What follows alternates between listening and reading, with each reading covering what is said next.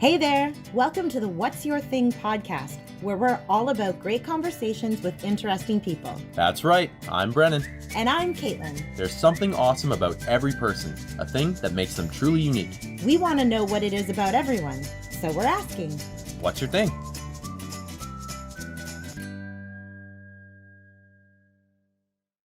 Hi, everyone. Thanks for coming back again. This is episode 12 of the What's Your Thing podcast. I'm one half of your host, Caitlin.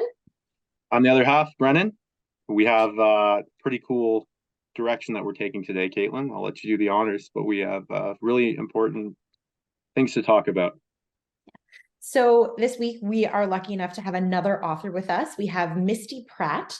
Misty Pratt is a science communicator and author of the upcoming book, All in Her Head, How Gender Bias Harms Women's Mental Health. And this conversation is going to be through that lens of women in the medical system. And I think we'll talk a lot about your experience, Misty, in the medical system and how you kind of navigated through it and where you are now and what this book is about and what you're trying to say.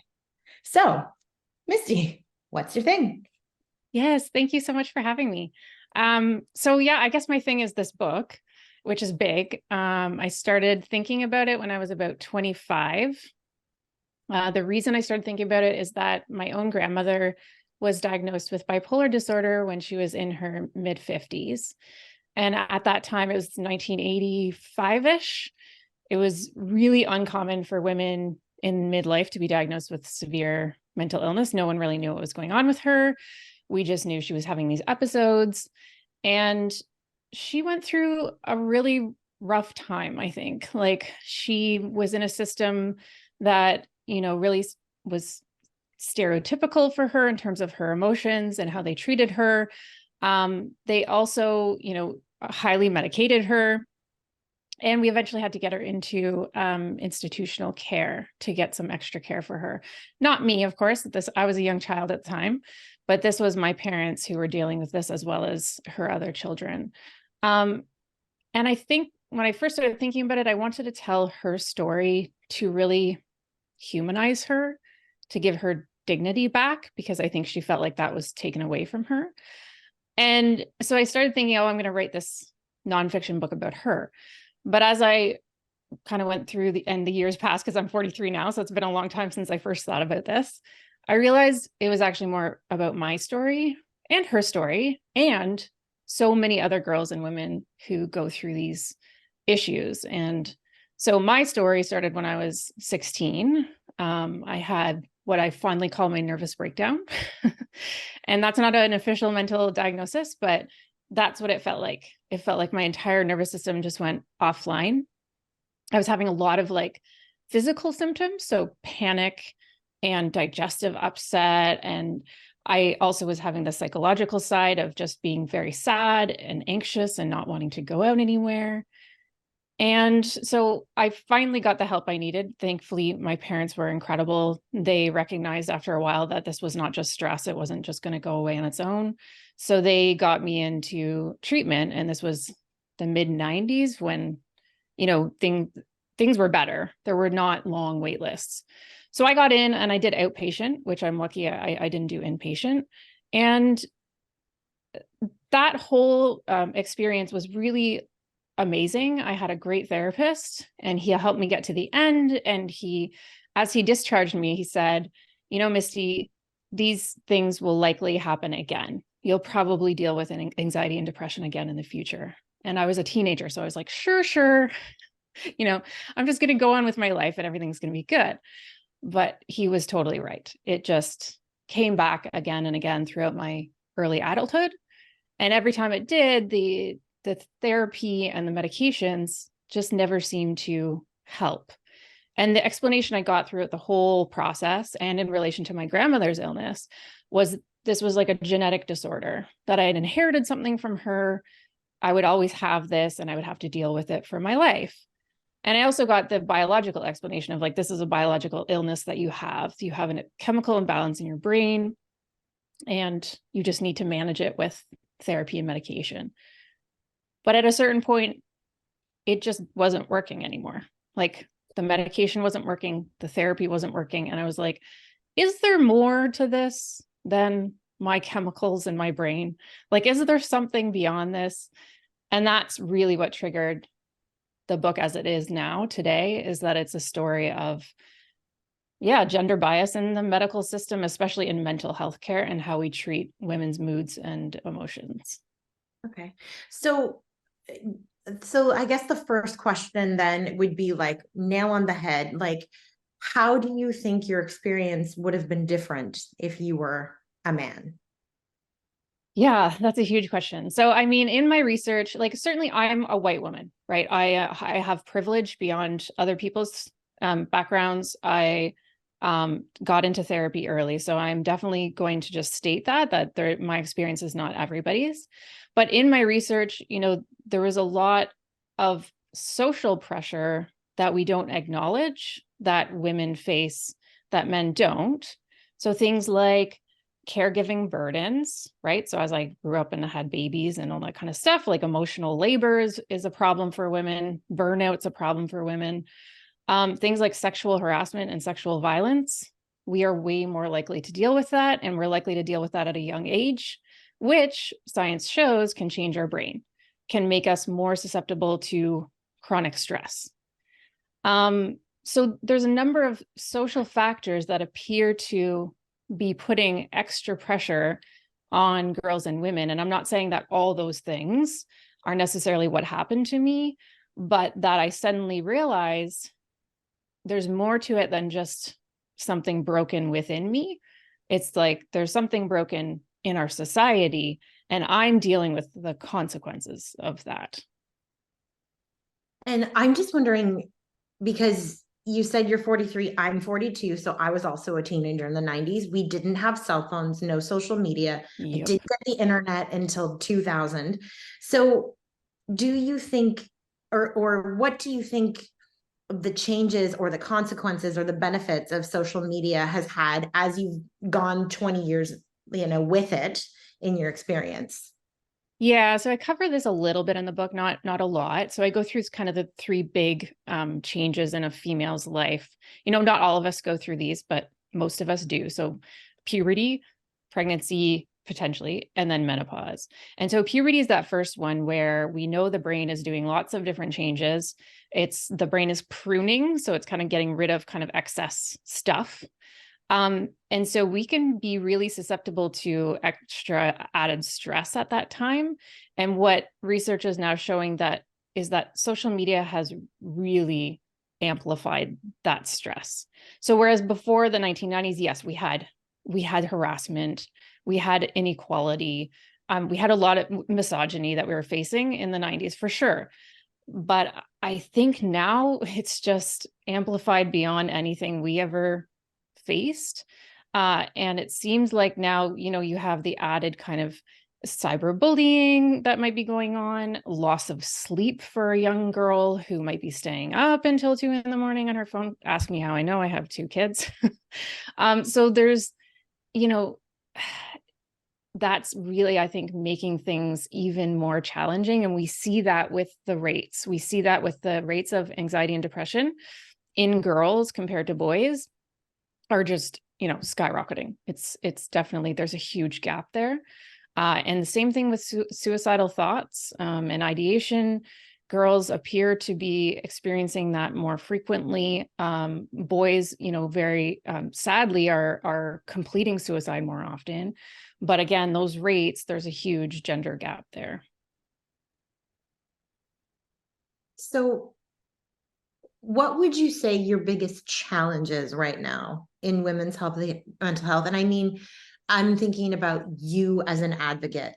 What is your biggest challenge right now? So me as an advocate is trying to shift the conversation slightly. So for me, look, I think it's really valuable for people to understand their own mental illness in the way that works for them. So if like the biological explanation works for you, that's great. Please hang on to that. Know that that's valid for you. I think personally for me and for a lot of people, it hasn't been valid. And in fact, we see from history, women have always been labeled imbalanced or nervous, or, our uterus is wandering around our body and causing problems for us. Like there's, hysteria from the very early times of human life has been around. And so we've always been sort of slapped with this label of being imbalanced. And so my challenge is trying to get people to see that when we talk about being hormonally imbalanced, when we talk about having chemical imbalance in our body, is that true? Or is that just another way for us to kind of tell women that this is what's happening to them, instead of, let's talk about financial stress that women deal with more often than men. Let's talk about poverty that we deal with more often than men. Let's talk about sexual harassment and violence. Like, I feel like we're giving society a get out of jail free card, right? Instead of, focusing on those things, we're just sort of saying, you need to balance your hormones and you need to balance your chemicals in your brain by doing these things. And those things are not, they are good, right? Therapy is good, medication is good.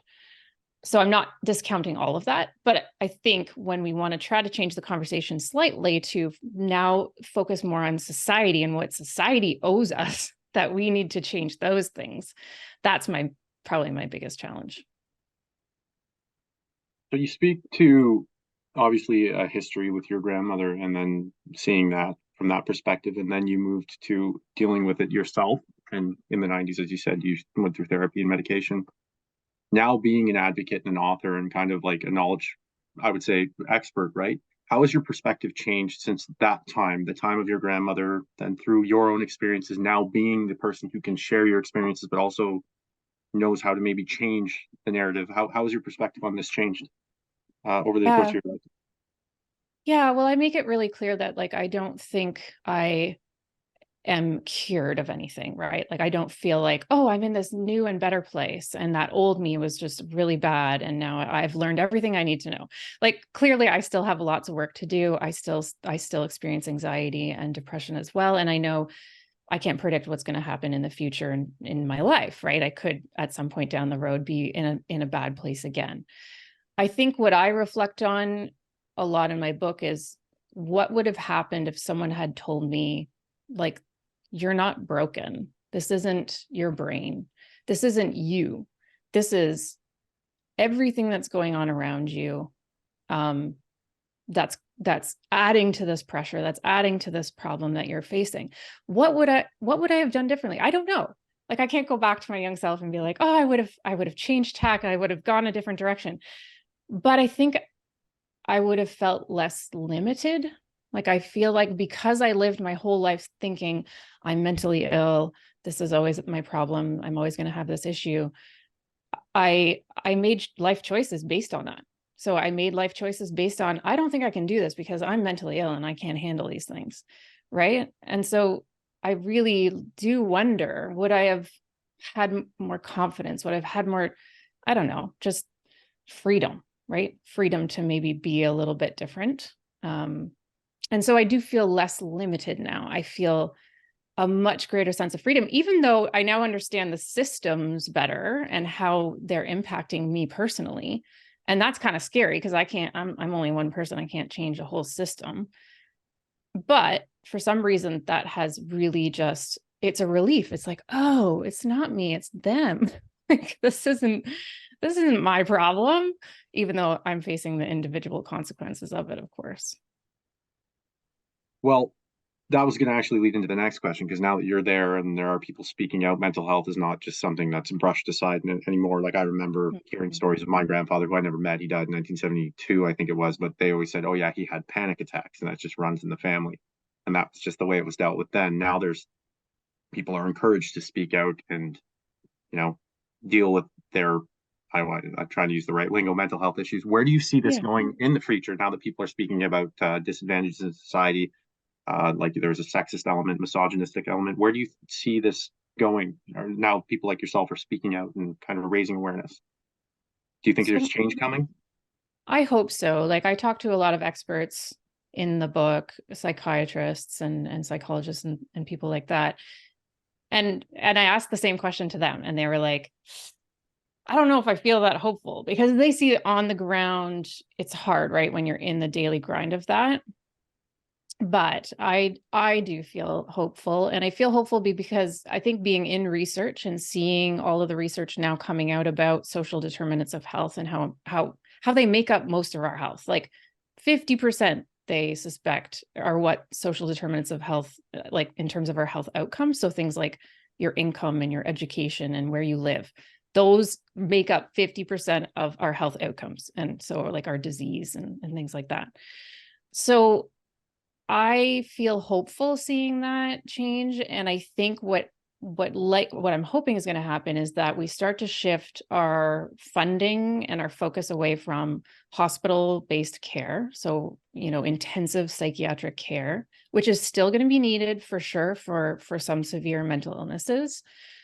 But we've now just start to shift funding and focus to the community where people live. So like, imagine a world in which I could just like walk into a library or a community center and be like, I am struggling today. Can I talk to somebody? And there's someone just right there, ready to kind of help me out.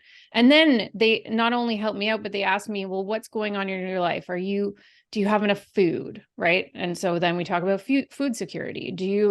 Are you lonely? We know that older people are so much more likely in this country to be experiencing like severe loneliness. So what kind of social programs could I then prescribe to you to help with that? Could I get you into an arts-based program, or, just any kind of like looking outside the box a little bit? And there's actually a movement called social prescribing that does address this, where your family doctor would actually be the one to prescribe social programs instead of therapy or medication, which could be necessary too, in addition to those social programs. But it's a really cool new movement that makes me very excited to see where we're going to go with mental health care.